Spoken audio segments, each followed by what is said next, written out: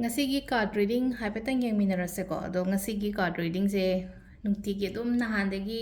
hapta amu kai muktagi haitareko comment adum hairakwa single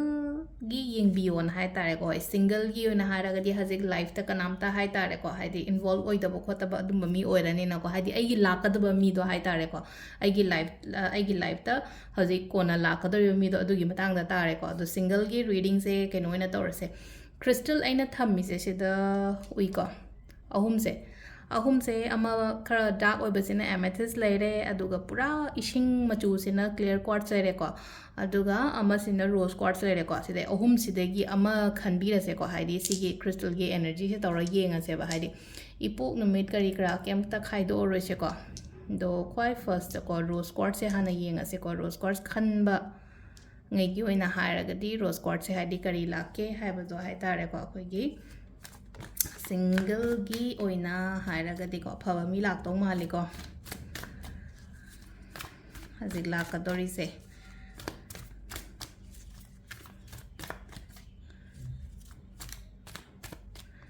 hazik card ama phalong chung thorak ko do ahamba gi ko ado sida leire ko gi card ahum se ko do si side am da thamgra se ahum atai se to sida yeminar se ko message se ado sida leire ko ahum se ko ahamba gi lokthokpa ahum se sida leire ado mi se lakpa matamda hai tare ko khara adum mi ngamba hai tare ko mi ngamba haraga di hadi kaino gi wana taba hadi tawbu ngamba atu gi wana taba ngamba haraga di mathawna leiba khotba hai tare ko mathawna marinje leiba hadi kaino ma hadi ko akhoi gi hai tare ko hadi life ta problem ama leiba matamda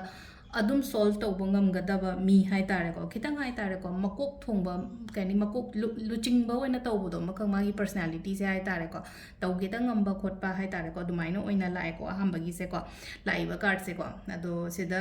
mathangi oina haiba se ko hadi aphaba la kani ko relationship se hai tare ko age of cups kaina hai se ko aphaba la kani hajik lak tori mi se hai tare ko makha ta na dum aiga loina biba hai tare ko loina biba khotpa adumaina su pi ko pi ba so aduga makata na loina ba haragadi hadi relationship se hadi mong taragadi dum makata na pubina khoina hadi next step na traga next level kaina haragadi hadi nushina ba matung da luhong ba khot ba yung kai pan ba khot pa si mayam sin na ko ado haje hai tar ko personality wise ta haragadi mi se dum khara dum ngam ba hai tar ko aiga leimina matam da aiga khoi ibani the problem amu bu le lai na sakala se problem haragadi hai phata ba khatang na problem na che ko hadi kaino ma hadi situations ta hai tar ko kaino to matam da handle tawba ngambado hai tare ko partner se hai tare ko idan nupa gi oiro na traga nupi gi oiro ko aduga haji aina haji on freshness yamna fresh oba hai tare ko hadi dum leigani ko relationship chida ko hadi nungsiba keno tawba khopa sugumba mayam se ko aduga khatang lapna su lakpa oina su adumba su khara pi ko lapna lakpa khotpa hairaga di kaino hai matam distance kumba khara laptakna ga leiba hai tare ko samna haibada mi sina atopa state amada aina atopa state amada haidi long distance relationship kumba adumba su oibe ai khitang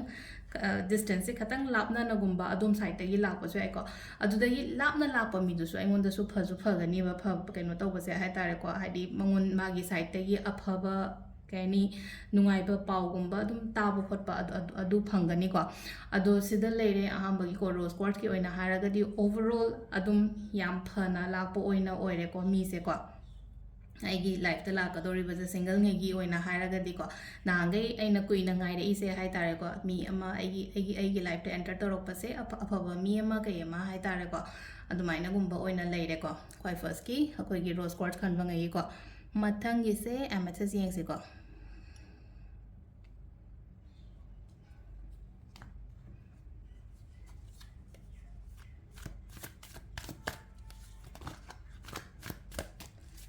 ado amethyst ki chap manana card ahum khatang lokthok charage ko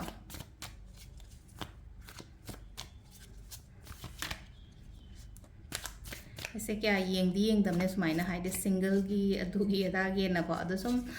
comment sum nungti gi hairabani na haide ko ai shu habit yeng again yeng ko ai gi di haide focus se hai tare ko manifestation ritual da na he na focus to wa ai gi video sing se ko haide sum poto apha room da chat na ba gi da mak ta hai tare ko ꯑꯗꯣ ꯑꯃꯨꯛꯀ ꯆꯞ ꯃꯥꯟꯅꯅ 3 cards ꯂꯧꯊꯣꯛꯆꯔꯒꯦꯀꯣ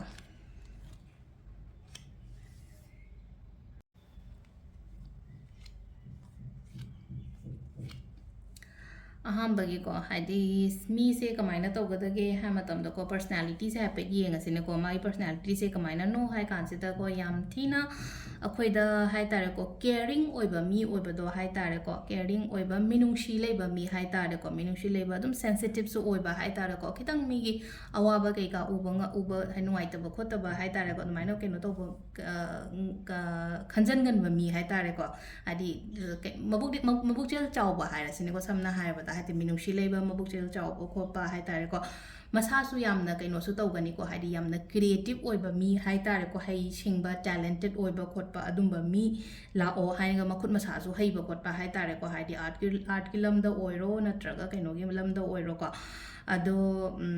ꯁꯤꯗꯀꯣ ꯍꯥꯏꯗꯤ ꯃꯥꯒꯤ ꯑꯩꯈꯣꯏꯒꯤ personality ꯋꯥꯏꯁꯅ ꯁꯨꯃꯥꯏꯅ ꯂꯥꯛꯑꯦꯅꯀꯣ ꯑꯗꯣ ꯁꯨꯝ ꯑꯗꯨꯒ ꯍꯥꯏꯗꯤ ꯃꯥꯒꯤ ꯃꯤꯁꯦ ꯍꯥꯏꯗꯤ ꯑꯩꯉꯣꯟꯗ ꯂꯥꯛꯄ ꯃꯇꯝꯗ ꯍꯥꯏꯗꯤ ꯀꯥꯟꯅꯒꯗ꯭ꯔꯥ ꯅꯠꯇ꯭ꯔꯒ ꯍꯥꯏꯗꯤ ꯀꯃꯥꯏꯅ ꯇꯧꯒꯗꯒꯦ ꯍꯥꯏ कांसिदा कानागनीबा हाइदि इबाइनिगी मरक्तको हाइदि अंडरस्टैंडिंग यामना लैबको सेकंड कार्ड लाइसेको अंडरस्टैंडिंग यामना लैबा अदुगा हाइ तारेको अमना अमगी सपोर्ट तौबा हाइ तारेको हाइदि मा लौबो मतमदा नत्रगा हाइदि मीसिना मंगोंदुदा लैरुबा मतमदा हाइ तारेको अनिमकी कानाबा फंगबदो हाइ तारेको हाइदि म्यूचुअल बेनिफिट्स हाइ तारेको हाइदि मंगोंदैसु कानाबा एंगोंदैसु कानाबा को अदगी अनिमक हाइ तारेको हाइदि थबकता करीदा याम का हेना high तारेको कइनो तौबसु ओइगनिको हाइदि career oriented oiba hai tare ko career oriented oiba an haraga di dum yumgi oire family relationship ke ka si chu oire ko haidi dum thabak ta kai da pukning changba mi oina oiba do hai tare ko ado sida hai tare ko aingonda hojik single gi lak tori ba mi hai tare ko lak to mi se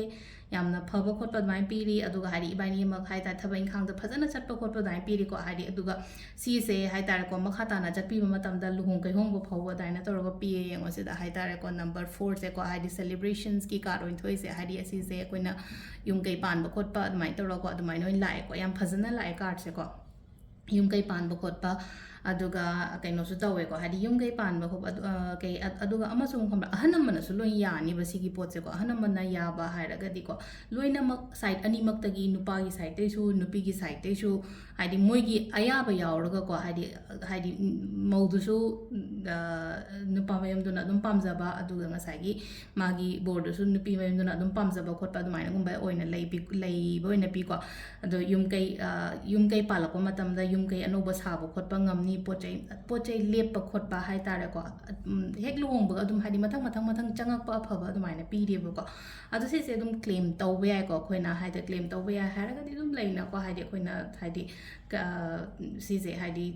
पोचे लाहनिंगबनिना high तारे को सम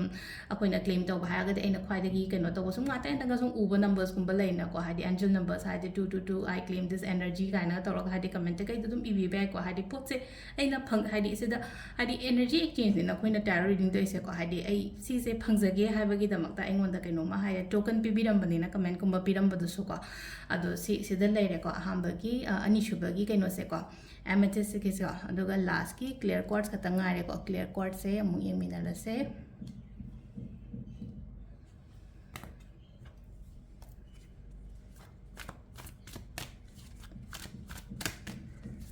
ado last ki clear quartz khan bangai sa pe yenga se ko single ngai gi oina 1 2 3 se lere ko card ahum se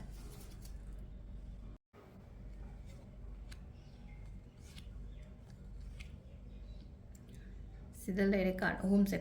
अहुम से को हाइदि अखोइ ख्वाइ first personality wise दा लानी को ला से को हाइदि personality wise दे लाको मतम द को हाइदि फरि फै को हाइदि मी सिदा लैरुबा नत्रगा लौबो मतम दा हाइदि सिक्योरिटी ओएबा हाइ तारे को मा मसा से स्टेबल ओइजबा हाइ तारे को स्टेबल ओइबा हाइरगदि मसागी ओइना हाइ तारे को थबैं खांग तौबनी खांगदे बिजनेस तौबनी खांगदे अदुमाइना गुंबा ओइबा अदुदुना हाइदि फाइनेंशियल स्टेबिलिटी करी क्रादि लै को अदुगा सुम खितंग हाइ तारे को हाइदि कइनो हाइरगना को अखोइना खतंग खरा नुआइतबा पार्ट हाइरगना कइनो हाइ कांसिदा को मासे ꯀꯩꯅꯣꯗꯅ ꯍꯦꯟꯅ ꯐꯣꯀꯁ ꯇꯧꯔꯒ ꯂꯩꯕꯗꯣ ꯑꯩꯈꯣꯏꯒꯤ ꯊꯕꯛ ꯏꯪꯈꯥꯡ ꯀꯔꯤ ꯀꯔꯥ ꯍꯥꯏꯇꯥꯔꯦꯀꯣ ꯑꯗꯣꯝꯗ ꯑꯣꯏꯅ ꯐꯣꯀꯁ ꯇꯧꯔꯒ ꯂꯩꯕ ꯑꯣꯏꯅ ꯑꯣꯏꯀꯣ ꯑꯗꯣ ꯊꯕꯛ ꯏꯪꯈꯥꯡꯗ ꯐꯣꯀꯁ ꯇꯧꯕ ꯍꯥꯏꯔꯗꯤ ꯐꯦꯃꯤꯂꯤꯗ ꯈꯤꯇꯪ ꯌꯥꯡꯉꯛꯄ ꯈꯣꯠꯂꯛꯄ ꯑꯗꯨꯃꯥꯏꯅ ꯄꯤꯗꯅꯀꯣ ꯑꯗꯨꯗꯨꯅ ꯍꯥꯏꯗꯤ ꯁꯨꯃꯥꯏꯅ ꯍꯥꯏꯇꯥꯔꯦꯀꯣ ꯍꯥꯏꯗꯤ ꯏꯝꯄꯣꯔꯇꯦꯟꯁꯦ ꯍꯥꯏꯇꯥꯔꯦꯀꯣ ꯍꯥꯏꯗꯤ ꯊꯕꯛꯇꯅ ꯍꯦꯟꯅ ꯂꯨꯝꯅ ꯄꯤꯕꯒꯨꯝꯕ ꯍꯥꯏꯇꯥꯔꯦꯀꯣ ꯍꯁꯕꯦꯟꯗꯒ ꯑꯣꯏꯔꯒꯁꯨ ꯍꯥꯏꯗꯤ ꯁꯤꯁꯤꯅ ꯍꯥꯏꯗꯤ ꯑꯩ ꯅꯨꯡꯁꯤꯗꯕ ꯅꯠꯇ꯭ꯔꯒ ꯀꯩꯅꯣ ꯇꯧꯕꯩ ꯋꯥ ꯅꯠꯇꯕ ꯍꯥꯏꯗꯤ ꯌꯨꯝꯒ ꯊꯕꯛꯀ ꯌꯦꯡꯕ ꯃꯇꯝꯗ ꯑꯣꯜꯋꯦꯁ ꯊꯕꯛꯁꯤꯅ ꯂꯨꯝꯅ ꯑꯗꯨꯝ ꯂꯧꯕꯤꯕ ꯈꯣꯠꯄꯤꯕ ꯑꯗꯨꯃꯥꯏꯅ ꯑꯣꯏꯅ ꯑꯣꯏꯕ ꯍꯥꯏꯇꯥꯔꯦꯀꯣ ꯑꯗꯣ ꯁꯤꯗꯀꯣ ꯑꯗꯣ ꯁꯤꯗꯁꯨ ꯍꯥꯏꯇꯥꯔꯦꯀꯣ ꯁꯤ ꯊꯣꯛꯂꯛꯏꯕ ꯑꯩꯈꯣꯏꯒꯤ ꯀꯩꯅꯣꯁꯦ ꯍꯥꯏꯇꯥꯔꯦꯀꯣ ꯁꯤꯗ ꯊꯣꯛꯂꯛꯏꯕ ꯀꯥꯔꯠꯁꯦ ꯍꯥꯏꯇꯥꯔꯦꯀꯣ ꯑꯩꯈꯣꯏꯅ ꯀ꯭ꯋꯤꯟ ꯑꯣꯐ ꯁꯣꯔꯠꯁ ꯍꯥꯏꯅ ꯂꯥꯛꯑꯦꯀꯣ ꯁꯤꯗ ꯀ꯭ꯋꯤꯟ ꯑꯣꯐ ꯁꯣꯔꯠꯁꯦ ꯂꯥꯛꯄ ꯃꯇꯝꯗꯀꯣ ꯀꯩꯅꯣ ꯍꯥꯏꯇꯥꯔꯦꯀꯣ ꯁꯤꯗ ꯂꯥꯛꯏꯕ ꯄꯔꯁꯟꯁꯦꯀꯣ ꯑꯦꯛꯁꯦꯞ ꯇꯧꯕꯤꯌꯣ ꯍꯥꯏꯗꯤ ꯑꯦꯛꯁꯦꯞ ꯇꯧꯕꯤꯌꯣ ꯍꯥꯏꯔꯒꯗꯤꯀꯣ ꯑꯗꯨꯝ ꯃꯊꯧꯅꯥ ꯂꯩꯕ ꯃꯤ ꯑꯣꯏꯅ ꯑꯣꯏꯕ ꯍꯥꯏꯇꯥꯔꯦꯀꯣ ꯍꯥꯏꯗꯤ ꯃꯊꯧꯅꯥ ꯂꯩꯕ ꯃꯤ ꯑꯣꯏꯅ ꯑꯣꯏꯕ ꯍꯥꯏꯔꯒꯗꯤ ꯍꯥꯏꯗꯤ ꯀ꯭ꯋꯤꯟꯒꯤ ꯀꯩꯅꯣꯁꯨ ꯂꯥꯛꯑꯦꯀꯣ ꯍꯥꯏꯗꯤ ꯁꯣꯔꯠꯁ ꯊꯥꯡ ꯄꯥꯏꯁꯤꯗ ꯊꯥꯡꯅ ꯍꯦꯛꯇ ꯌꯥꯟꯒꯅꯤ ꯍꯥꯏꯕꯒꯤ ꯑꯗꯨ ꯅꯠꯇꯦꯀꯣ ꯍꯥꯏꯗꯤ ꯃꯉꯣꯟꯗ ꯍꯥꯏꯇꯥꯔꯦꯀꯣ ꯍꯥꯏꯗꯤ ꯋꯤꯜ ꯄꯥꯋꯔ ꯀꯔꯦꯖ ꯁ꯭ꯇ꯭ꯔꯦꯡ ꯂꯩꯕ ꯍꯥꯏꯇꯥꯔꯦꯀꯣ ꯅꯨꯄꯤ ꯑꯣꯏꯇꯥꯔꯒꯁꯨ ꯅꯨꯄꯥ ꯑꯣꯏꯇꯥꯔꯒꯁꯨ ꯃꯊꯧꯅꯥ ꯃꯔꯤꯡꯖꯦꯜ ꯂꯩꯕ ꯈꯣꯠꯄ ꯑꯗꯨꯃꯥꯏꯅ ꯑꯣꯏꯅ ꯑꯣꯏꯕ ꯍꯥꯏꯇꯥꯔꯦꯀꯣ ꯑꯗꯨꯗꯨꯅ ꯑꯗꯨꯝ ꯑꯦꯛꯁꯦꯞ ꯇꯧꯕꯤꯌꯣ ꯁꯤꯒꯤ ꯄꯔꯁꯟꯁꯦꯀꯣ ꯍꯥꯏꯗꯤ ꯃꯥꯁꯦ ꯁꯥꯎꯒꯜꯂꯦ ꯅꯠꯇ꯭ꯔꯒ ꯃꯥꯁꯦ ꯈꯤꯇꯪ ꯇꯧꯕ ꯉꯝꯃꯦ ꯀꯥꯏꯅꯒ ꯍꯥꯏꯗꯤꯀꯣ ꯂꯩꯊꯣꯛꯀꯅꯣꯕ ꯂꯣꯏꯅꯔꯒ ꯌꯦꯡꯕꯤꯌꯣ ꯁꯨꯃꯥꯏꯅ ꯂꯥꯛꯄ ꯃꯤꯁꯤꯗꯀꯣ ꯑꯗꯨꯒ ꯂꯥꯁꯀꯤ ꯀꯩꯅꯣ ꯍꯥꯏꯗꯤ ꯂꯥꯁꯀꯤ ꯊꯣꯛꯂꯛꯏꯕ ꯀꯥꯔꯠꯁꯦꯀꯣ ꯀꯩꯅꯣꯒꯤ ꯍꯥꯏꯇꯥꯔꯦꯀꯣ ꯑꯩꯈꯣꯏ ꯁꯤꯁꯦ ꯀꯥꯔꯠ ꯃꯃꯤꯡꯁꯦ ꯑꯩꯈꯣꯏ 2 of Wands ꯍꯥꯏꯅ ꯍꯥꯏꯀꯣ 2 of Wandsꯁꯦꯀꯣ ꯍꯥꯏꯗꯤ ꯍꯧꯖꯤꯛꯁꯦ ꯑꯩꯒꯤ ꯀꯩꯅꯣꯁꯤꯗ ꯃꯤ ꯑꯃꯇ ꯂꯥꯛꯇꯦꯅ ꯈꯜꯂꯁꯦꯕ ꯑꯩꯒꯤ ꯂꯥꯏꯐꯁꯤꯗ ꯑꯐꯕ ꯃꯤ ꯑꯃꯇ ꯂꯥꯛꯇꯦꯅꯦ ꯀꯃꯥꯏꯅ ꯇꯧꯕꯅꯣ ꯈꯣꯠꯄꯅꯣ ꯀꯥꯏꯅꯒ ꯍꯥꯏꯔꯁꯨ ꯃꯤ ꯈꯇꯪ ꯄꯨꯟꯕ ꯈꯣꯠꯄ ꯑꯃꯁꯨ ꯌꯥꯝ ꯗꯔꯀꯥꯔ ꯑꯣꯏꯀꯣ ꯍꯥꯏꯗꯤ ꯃꯤꯁꯦ ꯀꯌꯥ ꯄꯨꯟꯗꯕ꯭ꯔꯥ ꯈꯪꯗꯦꯀꯣ ꯍꯥꯏꯗꯤ ꯑꯩ ꯌꯨꯝꯗꯗꯪ ꯑꯗꯨꯝ ꯂꯩꯕꯗꯣ ꯌꯥꯝꯅ ꯀꯝꯐꯣꯔꯇꯦꯕꯜ ꯑꯣꯏꯅ ꯍꯥꯏꯇꯥꯔꯦꯀꯣ ꯃꯄꯥꯟꯗ khатang ꯊꯣꯛꯄꯤꯕ ꯁꯣꯁꯤꯌꯦꯜ khатang ꯑꯣꯏꯌꯣꯀꯣ ꯍꯥꯏꯗꯤ ꯁꯣꯁꯤꯌꯦꯜ khатang ꯑꯣꯏꯔꯒꯗꯤ ꯃꯤ ꯑꯃꯁꯨ khатang ꯍꯥꯏꯇꯥꯔꯦꯀꯣ ꯇꯆ ꯇꯧꯅꯔꯛꯀꯅꯤꯅꯀꯣ ꯍꯥꯏꯗꯤ ꯊꯦꯡꯅꯔꯛꯀꯅꯤ ꯈꯪꯅꯔꯛꯀꯅꯤꯅꯀꯣ ꯑꯗꯣ ꯌꯨꯝꯗ ꯁꯨꯝ ꯂꯩꯔꯒꯗꯤ ꯍꯥꯏꯗꯤ ꯌꯨꯝꯗ ꯁꯨꯝ ꯂꯩꯕꯒꯤ ꯋꯥꯁꯨ ꯅꯠꯇꯕ ꯍꯥꯏꯗꯤ ꯑꯣꯐꯤꯁ ꯅꯠꯇ꯭ꯔꯒ ꯑꯩꯒꯤ ꯊꯕꯛꯁꯤꯗ ꯑꯗꯨം ꯀꯩꯅꯣ ꯇꯧꯔꯒ ꯂꯩꯕꯗꯣ ꯍꯥꯏꯗꯤ ꯊꯣꯛꯇꯗꯅ ꯂꯩꯕꯗꯣ ꯃꯄꯥꯟꯗ ꯍꯥꯏꯇꯥꯔꯦꯀꯣ ꯑꯗꯣ ꯁꯤꯗ ꯈꯤꯇꯪ ꯊꯣꯛꯄꯤꯔꯛꯄ ꯑꯃ ꯍꯥꯏꯗꯤ ꯑꯦꯛꯁꯄ꯭ꯂꯣꯔ ꯇꯧꯕ ꯑꯃ ꯗꯔꯀꯥꯔ ꯑꯣꯏꯀꯣ ꯑꯦꯛꯁꯄ꯭ꯂꯣꯔ ꯇꯧꯔꯀꯥꯟꯁꯤꯗ ꯑꯩꯉꯣꯟꯗ ꯑꯐꯕ ꯂꯥꯛꯀꯅꯤꯕ ꯁꯤꯗ ꯊꯣꯛꯂꯛꯑꯣꯀꯣ ꯍꯥꯏꯗꯤ ꯑꯩꯅ ꯂꯩꯔꯤꯕ ꯖꯒꯥꯁꯤꯗꯩ ꯊꯣꯛꯄꯤꯔꯛꯑꯣ ꯌꯨꯝꯗꯒꯤ ꯑꯣꯏꯔꯣ ꯅꯠꯇ꯭ꯔꯒ ꯊꯕꯛꯇꯒꯤ ꯑꯣꯏꯔꯣ khатang matam piyo isada haitareko haidi single oiragadi ko isada matam khатang piyo aduga khitang thoagadi haidi imanabagi through dagini khangde imanabigi through dai ni khangde afabagumba su lakpa yaina ko ado aigi comfort zone sidagi thokpirakpa haitareko ado sida leire ngasigi oina single ngegi ko mayamna ꯀꯩꯅꯣꯅ ꯈꯔ ꯑꯉꯥꯡ ꯈꯔꯅ ꯍꯥꯏꯗꯤ ꯌꯥꯝꯅ request ꯇꯧꯔꯛꯄꯗꯨꯗ ꯁꯦꯝꯖꯕ ꯚꯤꯗꯤꯑꯣꯅꯤꯀꯣ ꯁꯤꯁꯦ ꯑꯗꯣ ꯃꯈꯥ ꯇꯥꯕ ꯑꯃꯨꯛ ꯌꯦꯡꯃꯤꯟꯅꯔꯁꯦꯀꯣ ꯑꯗꯨꯝ ꯀꯃꯦꯟꯇ ꯀꯩꯗ ꯍꯥꯏꯕꯤꯔꯝꯃꯁꯨ ꯌꯥꯏꯀꯣ ꯍꯥꯏꯗꯤ ꯑꯗꯨꯒꯤ ꯔꯤꯗꯤꯡ ꯇꯧꯕꯤꯔꯣ ꯑꯗꯨꯒꯤ ꯔꯤꯗꯤꯡ ꯇꯧꯕꯤꯔꯣ ꯍꯥꯏꯗꯤ ꯑꯩꯅ ꯀꯩꯅꯣ ꯇꯧꯕ ꯑꯩꯅꯁꯨ ꯇꯧꯒꯦ ꯍꯥꯏꯅ ꯈꯜꯂꯒꯗꯤ ꯑꯗꯨꯝ ꯇꯧꯔꯛꯀꯦꯕ ꯑꯗꯨꯒꯤ ꯀꯥꯔꯠ ꯔꯤꯗꯤꯡ ꯍꯥꯏꯇꯥꯔꯦꯀꯣ ꯃꯌꯥꯝꯁꯦ ꯂꯩꯔꯦ ꯉꯁꯤ ꯚꯤꯗꯤꯑꯣꯁꯦ ꯊꯦꯡꯛ ꯌꯨ